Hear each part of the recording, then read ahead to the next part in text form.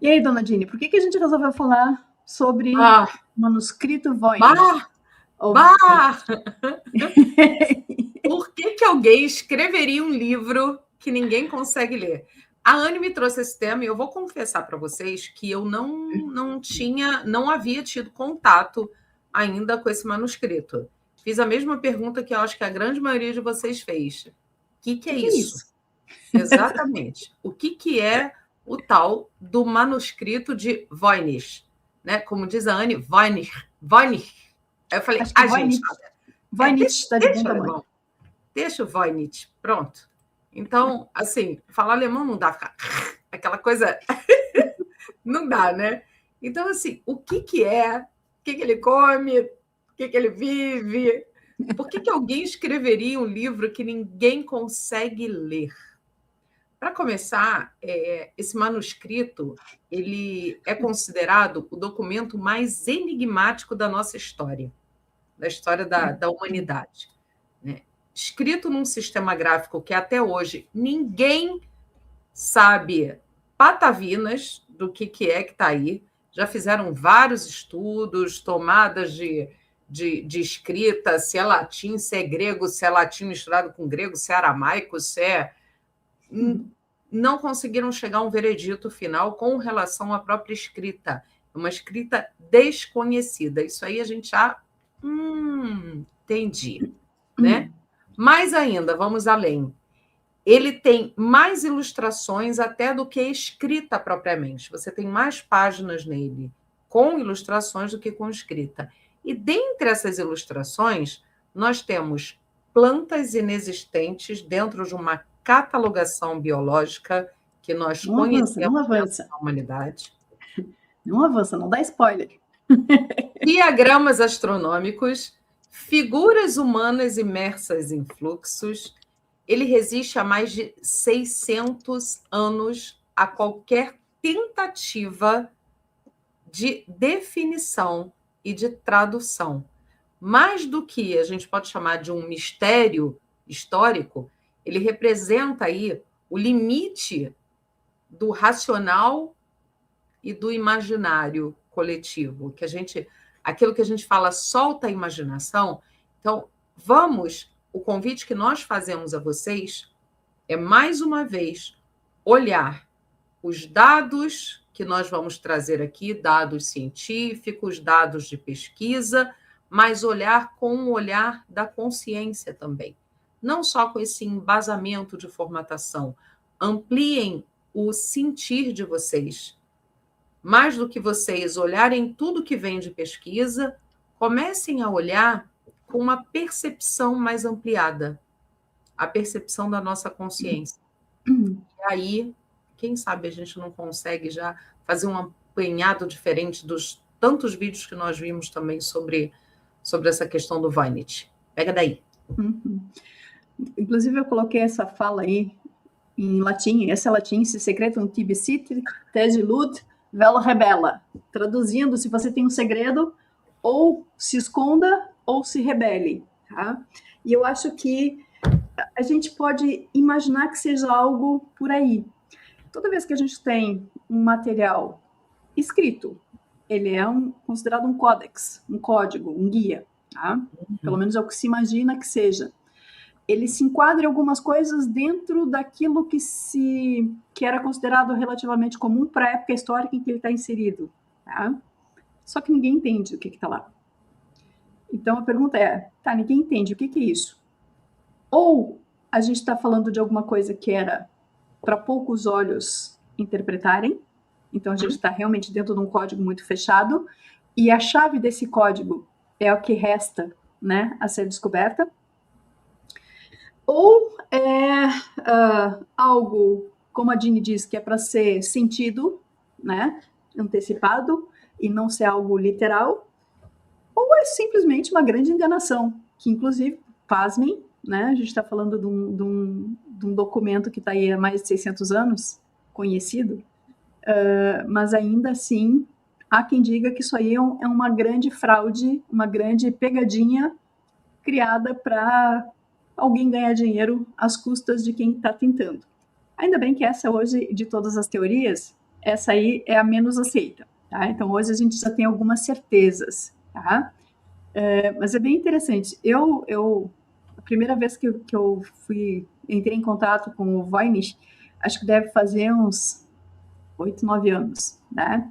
E é bem legal porque alguns autores colocam ele dentro daqueles artefatos fora de lugar, né? O tal dos zoopartes que a gente fala às vezes aqui.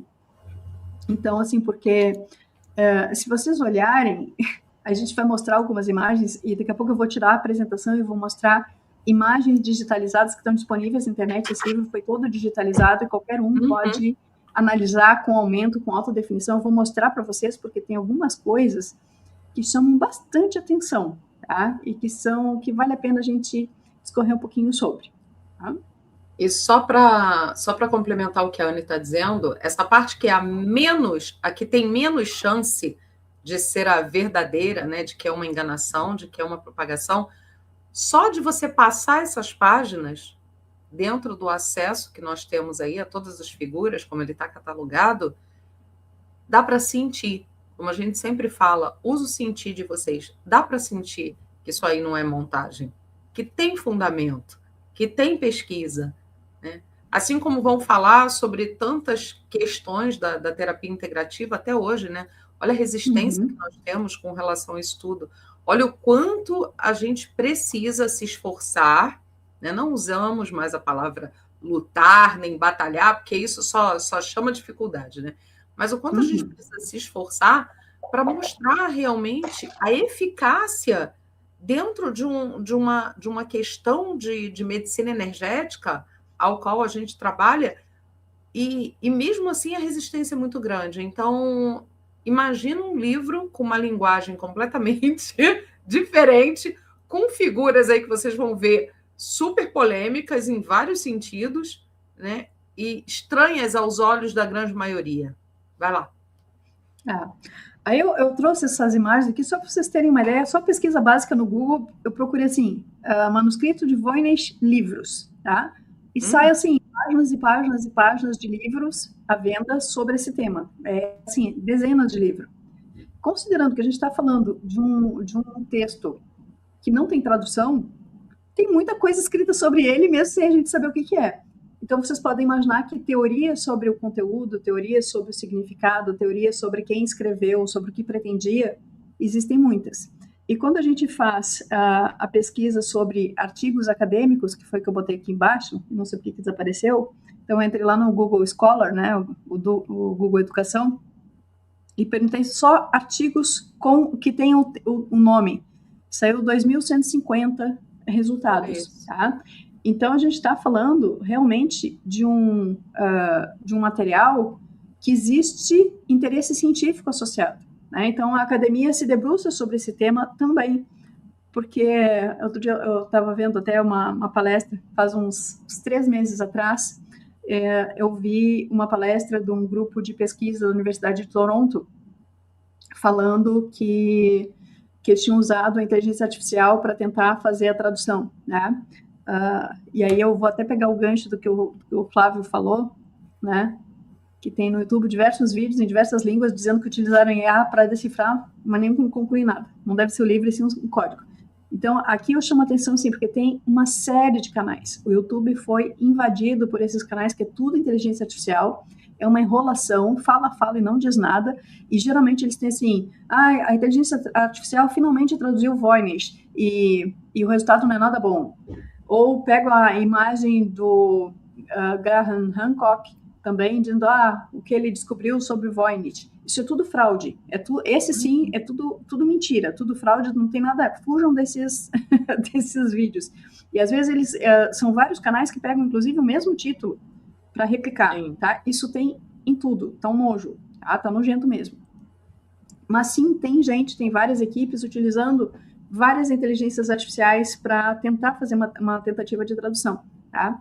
E a gente vai abordar isso mais para frente. Mas me chamou a atenção justamente o depoimento do professor responsável pela pesquisa, que ele diz assim, todo mundo gosta de pesquisar sobre esse documento porque ele é desafiador e parece que resolver enigmas, né, montar quebra-cabeças, é algo inerente à espécie humana. Então, de certa forma, o fato de ter um documento escrito há 600 anos e que a gente não sabe o que está lá, ela dá aquela espicaçada de todo mundo quer ser quem vai resolver, né? E, seja como for, o negócio tem há bastante tempo, né? Verdade. Que negócio foi lá pro fundo, só um pouquinho, gente. O negócio tá doido. Foi lá, está no terceiro slide. Foi lá isso que eu falei, ué, o que foi parar lá? Que doido. Tudo louco. Aí, ó, vamos pro início. E a gente chega aí. Qual foi o início dessa história? Onde é que tudo começou? Né? O manuscrito ele chega ao nosso conhecimento moderno, né, dos dias atuais, pelas mãos de Wilfried Voynich, né? E é um lituano, polonês, né, do qual recebe o nome, e quando ele adquire o manuscrito, ele acha esse dito manuscrito nada mais, nada menos do que num colégio jesuíta de Mondragone, a minha voz está falhando, localizado em Frascati, próximo a Roma. Tá? O manuscrito estaria ali desde pelo menos 250 anos da data que ele foi achado, levado pelas mãos do famoso erudito jesuíta e criptólogo alemão, aí a colinha, Athanasius Kircher. Entre 1601 e 1680 é a datação de vida do Atanásio. Tá? Deixa eu só fazer uma... Esses dados estão no próximo slide. Deixa eu só fazer um ganchinho aqui, né? Primeiro, assim, só algumas amarrações, porque há pouco tempo atrás a gente falou sobre o calendário, né? Sim. E aí, como eu achei uma coincidência muito engraçada, e se você sabe, coincidência não existe, de descobrir que o local onde o manuscrito esteve por algumas centenas de anos, era justamente a residência de verão do Papa Gregório XIII, aquele que fez a tal da bula papal que mudou o calendário e que deu nome ao calendário que a gente usa atualmente, né, o calendário gregoriano. Inclusive, esse lugar, essa mansão, que é uma mansão, ela acaba sendo conhecida como Mondragone justamente por conta do símbolo, né, da heráldica papal do Gregório XIII, que do Gregório XIII, que tinha um dragão lá na heráldica. E como ele fazia isso aí, na verdade, era a moradia de um cardeal. Mas como o Papa ia para lá para ser a residência de verão, ficou tão associado à ideia do dragão do Gregório que ela acabou dando o nome do próprio local. Depois, alguns anos depois, quando troca de Papa, acaba se mudando a residência de verão para que é hoje atual, não mudou mais. E ele acaba virando, né, a mansão acaba virando um colégio jesuíta, mas mantém o nome Mondragone, né? Meu dragão. Eu achei muito engraçado a gente ter falado justamente, mencionado o Roger Bacon e o Gregório XIII na live passada, e agora, indiretamente, a gente, de novo, ele cruza o nosso caminho. Então, eu achei interessante trazer só esse complemento. Pois é, né? E esse nome Gregório é bem polêmico, né? Porque a gente traz aí no calendário gregoriano, a gente tem aí o pedido de desculpas com relação a Madalena, nessa questãozinha também aí do Gregório. É tanta coisa, né, que está envolvendo o Gregório, que a coisa fica bem nebulosa. Aí fica, entendi. Aí esse manuscrito vai estar logo aonde, né? Logo na residência onde ele viveu? Então, pois é. Né? Que coincidência. O mundo parecia estar bem agitado lá em 1600, né? Aparentemente o negócio estava bem agitadinho. Muita coisa acontecendo. Então, aí a gente tem aí, né, o Voynich, né, o Wilfried, ele nasce aí em Kosovo, Lituânia, em 1865, de uma família nobre polonesa, né, dentro do dito Império Russo, ali na época, né? E o que a gente pode falar sobre essa trajetória do Wilfried em si, né? Ele tem uma trajetória singular, porque antes dele se tornar livreiro e dono de antiquário em si, ele está envolvido em vários movimentos políticos com relação à questão imperialista ali, né? Chegando a ser preso e exilado por um tempo na Sibéria. E uma das coisas que ele fazia, inclusive com a esposa dele, era buscar esses documentos proibidos, artefatos. Era um tipo Indiana Jones na época, tá? Ele já gostava de ir atrás dessas relíquias por conhecimento mesmo, por questões de curiosidade, por questões também de exposição, até porque ele trabalhava com isso, né, dentro do antiquário. E depois que ele foge, né, ele acaba fugindo para a Europa Ocidental, justamente por ter sido preso. Ele consegue sair da prisão e acaba fugindo, e reconstrói a vida dele justamente nessa parte onde ele direciona toda a atenção para a descoberta de livros raros, né, e pesquisa desses ditos livros, trazendo a sua opinião também como estudioso do assunto, e acaba se tornando respeitado por esse trabalho que ele desenvolve de comerciante de manuscritos antigos no início do século XX. Então, o trabalho que ele já fazia dentro da vivência dele na Revolução em si, onde ele já buscava artefatos, ele já, junto com a esposa, ele fazia isso, ele leva para a vida dele dentro do Ocidente, né, e se torna respeitado pelo desenvolvimento desse trabalho. Quer complementar aí? Sim, é interessante assim que quando a gente pesquisa ele na Wikipedia, uma das coisas que aparece lá no início, que ele era um revolucionário polonês. Né? E na época que a gente está falando aqui, ele pertencia ao movimento anti-czarista. Tá? E ele acaba sendo preso porque ele tenta libertar 2 companheiros de luta lá, não dá certo, e ele acaba sendo preso e enviado para a Sibéria. E não se sabe muito bem como, durante esse período na Sibéria, ele aprende 18 línguas, né? Ou pelo menos consegue se comunicar em 18 línguas diferentes, apesar de não ter os fundamentos da língua. E isso, com certeza, foi algo que o estimulou a ir atrás desses livros raros.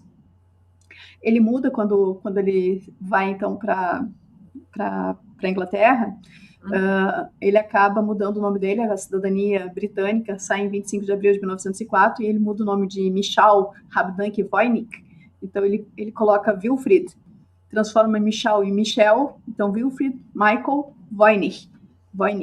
Acaba sendo o nome que ele passa a ser conhecido. E pouco tempo depois, ele cria essa profissão de ser livreiro, de buscar essas obras raras, inclusive por sugestão do então responsável curador do Museu Britânico. E é interessante porque não se sabe muito bem de onde ele conseguiu os recursos para fazer isso, né? E existe uma certa suspeita de que ele usasse essa fachada de buscar essas obras raras e, na verdade, ele nunca tivesse abandonado esse movimento revolucionário, né, essa coisa meio subversiva, e tivesse atuando como uma espécie de espião e usando esse intercâmbio de obras, inclusive, como uma forma de comunicação. Isso aí é teoria bem conspiratória, a gente acha em alguns livros, né, na Wikipedia não tem nada disso, mas a gente acha em alguns livros, inclusive, tem um dos livros sobre o manuscrito, que é escrito por um descendente do Voynich. E ele não sabia que ele era descendente do Voynich, um americano, porque acaba que pouco tempo depois que ele abre a loja dele, ele acaba abrindo, em 1909, ele acaba abrindo uma filial em Nova York, e ele acaba passando cada vez mais tempo nos Estados Unidos, até que acaba se baseando definitivamente nos Estados Unidos. Então, é engraçado, assim, o caminho que ele fez, que ele construiu. Ele tem um background que não é muito claro também, né? E no fim, acaba que um manuscrito misterioso acaba recebendo o nome dele, né? E ele acaba indo para a história por ficar indelevelmente associado ao manuscrito misterioso que ele trouxe a público.